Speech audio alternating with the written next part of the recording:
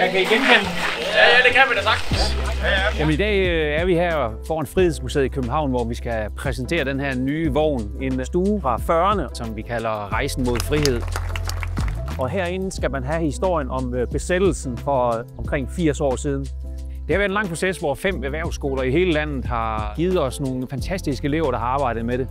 Det er tømrere, snedkere, malere og elektrikere, der har lavet hver deres lille del af den her vogn, der står her om bagved. Jeg er meget stolt af det arbejde, vi har fået lavet i dag. Den er rigtig flot. Jeg er stolt af den. Normalt så strikker jeg skabe op og laver programmering, og nu skal jeg så sætte nymoderne teknologi ind i en 80-årig gammel telefon. Det er fantastisk.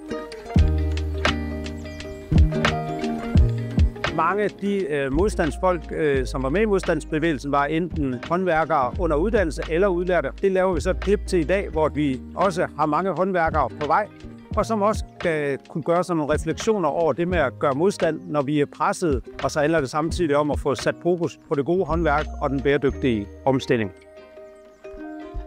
Jeg håber selvfølgelig, at de bliver mere bekendt med historien og hvorfor modstandskampen er vigtig. Og måske også lade sig inspirere af det, som unge mennesker gjorde for 80 år siden. Hvis verden skal blive et bedre sted, så er det i høj grad ungdommen, der skal tage ansvar og gøre en forskel.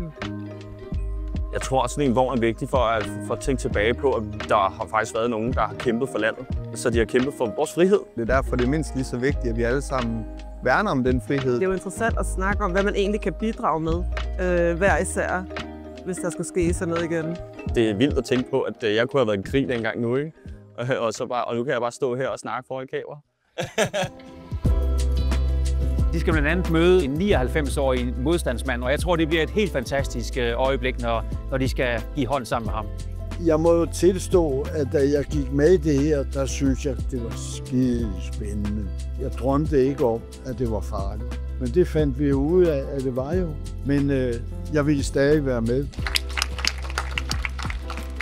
Det er pænt arbejde. Tak. Nydeligt arbejde. Jeg synes, det er altid at ud og vise unge mennesker, at det er en god idé at lære et håndværk. Ja. Efter den bliver præsenteret her, så skal den ud og køre i hele landet. Så i efteråret, der kan man faktisk få vognen ud og blive en del af rejsen mod frihed.